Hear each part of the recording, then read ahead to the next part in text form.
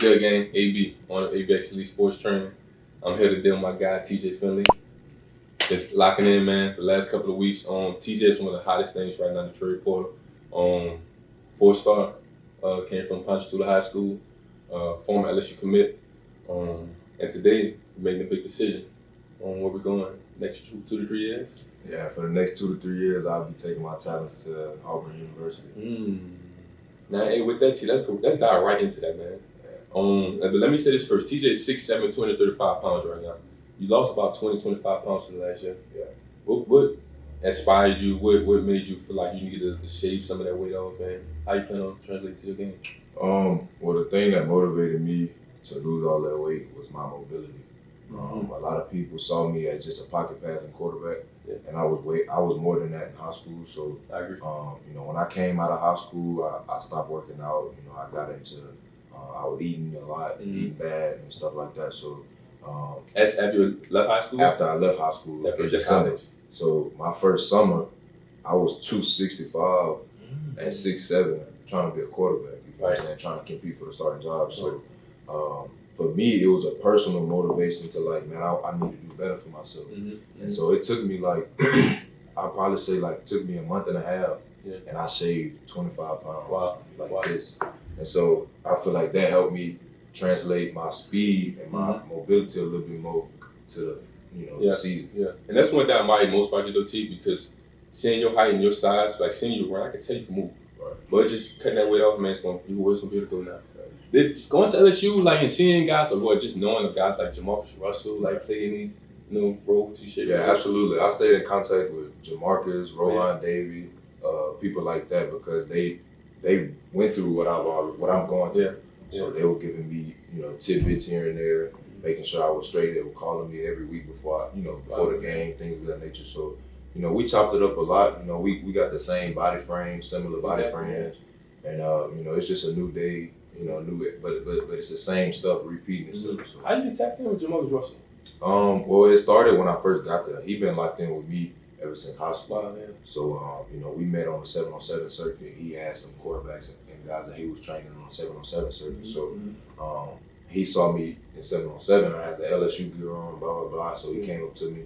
We've been chopping it up ever since. But he came to the facility quite often and watched me throw and things of that nature. So we actually worked out a couple times before spring, before the COVID started and all that. So we've been chopping it up a lot.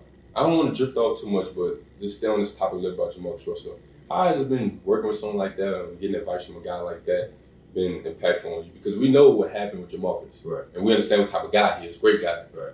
But negatively or positively, how does that? Because I remember you saying when in the field, you pride yourself by learning what? You remember? Yeah. So I was just going to say that. So, learning from Jamarcus, like we was talking about the other day, a smart man learn from his own mistakes. A wise man learn from somebody else's mistakes. So, not to talk down on Jamarcus, but he uses his experience as a learning lesson for everybody else. So I'm taking that from him, and I'm like, okay, you did this, it didn't work. I'm gonna try something different. So like I said, he's been a big mentor for me. Those couple months or whatever that we spent time together, but.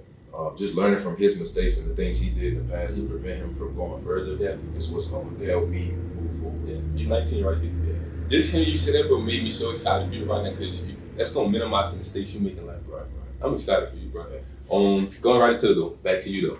You're in the trade portal right now. Right. What made you go into the portal, leaving LSU? Elaborate on that. So, it's a lot of things that happen. I've been battling with this decision for a while. Me and my family got to a point where we thought getting in the portal was what was best for me. I had some ups and downs in spring. New coaches came in, new system a little bit. That was the big point, huh? Right.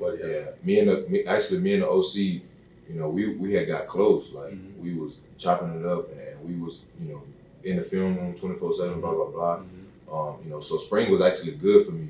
It's just I just felt like the team was kind of already moved on from me from what happened last year and things of that nature. Who's with it right now? Jake Peets. He came from Carolina Panthers with Joe Brady. Okay. So he's a very bright guy. They gonna be good I just felt like, getting in the portal and taking my talent somewhere else was what was best for me. Right.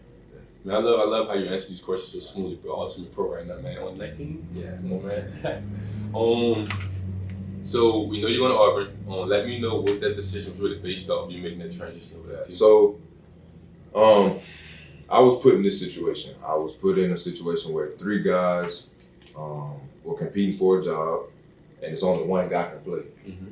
Only one quarterback can play at any university unless that starting quarterback gets injured or something happens. Exactly. So, that's the unfortunate thing about a quarterback.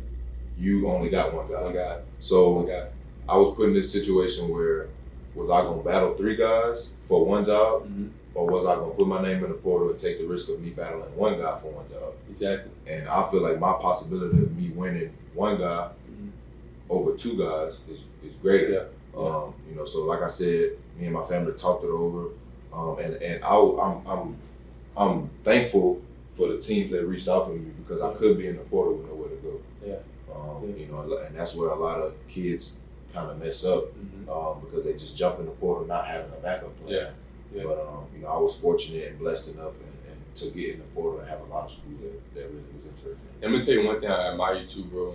I know I keep saying how much I admire you. I'm telling you because at a young age you're doing the right thing. As soon as you step into the portal, TJ called me, he was on FaceTime that night. He told me that's like it. Right. So over the last month, like I said, TJ is highly ranked at this point, and you got to where you're at. I feel like 9th in your full potential, bro. Right. You were 6'7", then the 260 coming out of high school. Right now you cut 25 pounds down, Right. and I feel like you getting it more that you could trust your wheels, become more asset to your own.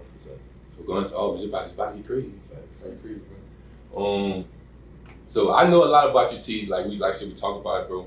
I want to elaborate to the people a little bit. What motivates you? What keeps you going? Keep you ticking? I was just thinking about this on my way up here. A lot of people, they want to move their family out the situation that they're in. I'm not even gonna say the hood because it could be just you want to move your mom out the situation they're in. Yeah. You want to make sure your family are financially stable. You want to take care of your brother, take care of your aunt, your auntie, your uncle, your grandmother. Man, for me, bro, I just want to be great. Huh. Yeah, I don't have a motivation. Like I don't have a reason why I want to be great. I just want to be great for myself. I want to make sure my kids set. I want to make sure my kids set. You know what I'm saying? I want to leave a legacy for Ponchatoula. Yeah. That's my reason why. I got a lot of people in Ponchatoula looking up to me. Yeah. And I'm really getting emotional right now because my family good, bro. Like I don't need to take care of them. My mama I could not make it to the league and my mama be set for life. Yeah. Like I'm blessed. Yeah. So why not throw the rope back for everybody else to climb up? That's what this. You feel what I'm saying? Like a lot of people are being crawfish, pulling each other down. I'm throwing the rope back, helping people up. Yeah. I'm trying to make sure my city come up with me. You know what I'm saying? We a small town. Nobody really know about us. You go out of town, out of state or whatever, and I say Ponchatoula, I gotta say New Orleans for them to think Ponchatoula. Yeah. You know what I'm saying? So, I just want to be great for myself and for my family. And like I said, I want to throw the rope back for the kids behind me, looking up to me. Yeah. To let them know, bro, it's possible. Yeah. As long as you put in the work in, you believe in God, and you following the will of God, you might not make it to the league. But God gonna put you in a situation where you gonna be successful in what He wants you to be successful in. Yeah. So that's my focus right now, is making sure the younger generation know that. Man, because it's getting wicked. Like this younger generation is getting Ursula. Yeah, Ursula. And I want to let you know too, I want to elaborate too, because a lot of people probably know me for saying making out slums, getting your people out the hood. But what's more crazier than that? What's more freaky than that is someone who's motivated for no damn reason, just to simply be great. Right. But I feel like if I do have to bring it up, your why to get your family out the struggle, you're not motivated enough. Exactly. But you just to be one great for yourself, that's different. That's different type of woman too. Yeah. It's a mentality. Yeah.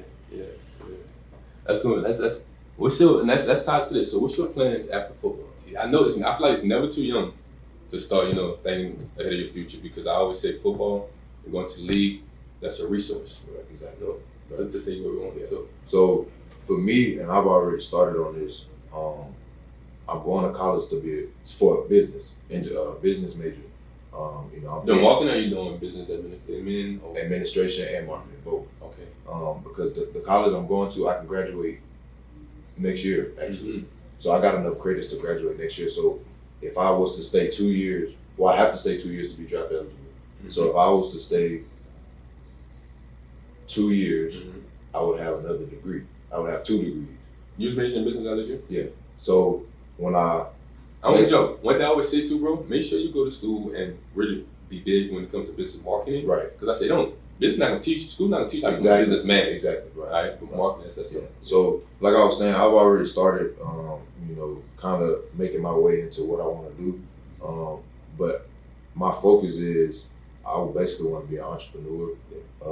Make sure I'm investing my money into smart businesses, and that's why it's good going to college for business administration.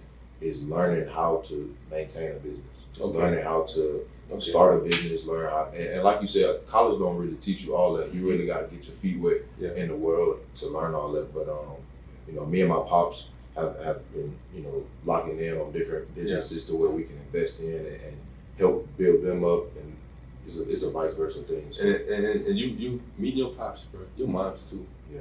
Meeting them, man, and seeing they have a lot in line in store for you. I can tell you really take everything like bring yourself, keep moving, bro.